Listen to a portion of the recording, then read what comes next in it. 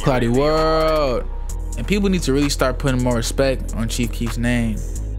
Now, I've been wanting to do a Chief Keef video for a hot minute, and I'm gonna do a real in-depth one at one point, but this is really just showing, you know, a little bit of love after seeing the recent news about him saying that he feels as if he should have a star on the Hollywood Walk, and I believe he should. So let's break it down. So many people are wondering, you know, why Chief Keef gets so much of this love and this praise. Some people feel like maybe he hasn't done as much. So a lot of people wonder, you know, why a lot of people feel like Chief Keef deserves a lot of this love and praise and, you know, these accolades, when sometimes by sale numbers or metrics, he may not have achieved as much as some of the newer comers and people that came after him that were inspired by his drip, his style, his expression, and his music, such as Lil Durk, such as Lil Uzi, Playboi Carti, etc, etc.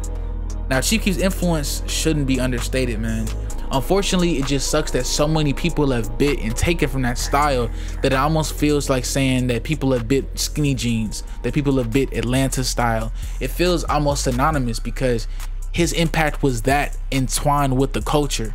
To give some context, when Chief Keef was making drill music during that time, there wasn't really even a name for the drill era. A lot of people that were really still in the streets were just making music about their expression. People have to understand that during this era when drill music was really popular, there wasn't even a real name or genre for drill at the time. It was very new, and because of that, it wasn't very marketable. I say marketable because when we look at music that's best selling, trap music has been time and time again the #1 bestseller. Drill music was so at the time considered violent, it wouldn't even get pushed in so many of these places.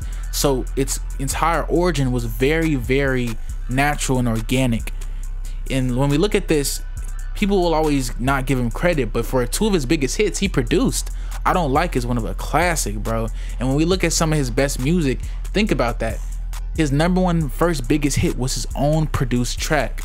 This was at a time where, even though we had people like Ye who have did their thing, it was almost unheard of for a street artist to get into the booth, produce, engineer, and create every facet of the song. It was real deal life-changing for a lot of that culture at the time, for a lot of artists who hadn't really jumped into and really given music their full autonomy for real, invested into their craft. So Chief Keef came into real prominence when internet rap was still a defining label. Nowadays, there's no real difference unless you look at TikTok artists, but outside of that range and that small niche, most artists aren't really a label of this or that anymore. They're just artists. In 2012, a clear line really did exist. Now, Chief Keef originally made his name in the streets with a lot of gritty hood anthems like Bang, Do It For My Town, John Madden. he had some hits for real, bruh. And I Don't Like, of course, being one of his biggest rise to famers. But the track blew the doors off the rap community because it opened the way for people like Lil Durk, for Famous Dex, for King Von later on, for people like even JoJo's World. It was just so much going on at that time. It was like an entire renaissance era of just drill music, man. And for most, a lot of these songs and their disconnect from the world was an entirely different era. To make music about actually doing the violence and then being caught up for doing the violence at this time was literally unheard of. They were rapping about what they really did in an era where we were losing that type of real authenticity. That 90s era rap music had the same downfall. Rico's, Cases, same thing. And it did its own recycle when it came back, where people started talking about what they were doing again. So as we go forward, man, I really break that stuff down. I Don't Like and Finally Rich were massively successful. The general listening public seemed to enjoy Chief's personality and his antics more than they did his music. He literally bought one of the biggest mansions in the suburbs, had Genius, one of the earliest and real connected interview companies with rap and urban media, had them out there with dirt bikes, paintballs, had them singing an entirely different style of rap era music. Get your money, get out the way, take your homies, turn up, and stay low key. It sounds so easy, but Chief Keef is still one of the only artists who's really been able to capitalize and be what he stands about. Got his money, made his impact, and got out the way. Being one of the only artists from the Southside Chicago drill era to walk away relatively unharmed. Now, many people gotta understand that the rise and fall of Chief Keef, when we really talk about deeper stuff like that, and of course, this is a very blank video. I have a lot of really detailed Chief Keef video content coming out, but this is really about giving respect and appreciation for what Keef has done in his legacy. Because the rise and fall of Chief Keef can really be linked to the rise and fall of drill music in general. When that drill music was starting to come to a head of Chicago, that was also when he took his own chances and made his own way with engineering, producing, and going more of the mogul route.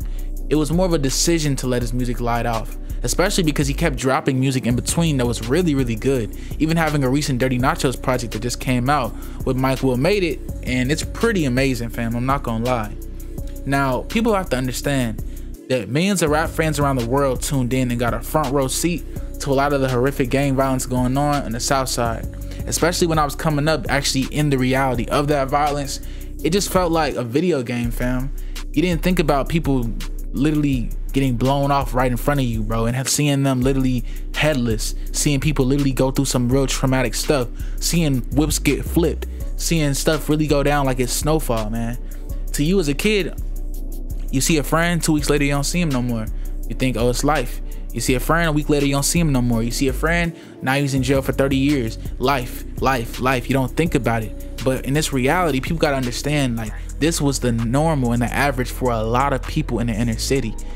Seeing Chief Keef get out of that recycling consistent path inspired thousands and tens of thousands of people with that unique style and that unique way of elevating to take a chance on themselves. Chief Keef made a lot of youngins believe in themselves when no one took a chance to believe in themselves at the time. That's one of the reasons to me why Chief Keef will always be a legend. This isn't just about his music and his path and his career. I could make a literal 3-hour breakdown on Chief Keef, and I honestly really want to. This is more so just to say that his impact and his appreciation as an artist, I feel like it's so deeper than music. It's Glow Gang and Glow Navy. It's the Glow Music Group. It's the Glow Media Group. It's talking about Lil Bibby and their impact with Lil Herb. It's talking about the impacts of a lot of issues with O Block and their issues with King Von, you know, going with OTF instead of going with Keef Homemade. It's so deep and so nuanced that just making 10-minute video can't break down even a tenth of the concept in the context of what Chief Keef's impact has done to Chicago, to a lot of these hoods out there, and to even the mindset of a lot of new artists that come up and how they want to move. Anyone from Lil Tyler to Lil Uzi to Cardi to ASAP to, it just goes on and on and on and on. Almost every artist from Chicago will tell you too, man, its impact cannot be overstated. Now look, Hollywood, get that boy Keef his star, fam, before we do out like New Jersey, dog. And you don't want to get done like New Jersey. You already know. ClowdyWorld, and let me know what y'all thinking, man. This was really just a concept of a video I just want to really just let out real quick because it grinds my gears to see Chief Keef be disrespected for seeing the impact that he's done and what he's created for the overall drill, rap, and just creative culture of being an artist, allowing to express yourself from the hood. Seeing what he's done with the Glow Gang apparel, making his brand worldwide, I just have to respect it so heavy. But let me know what y'all think. Am I a kid from the rack that's meat munching? Let me know. ClowdyWorld, and we gone.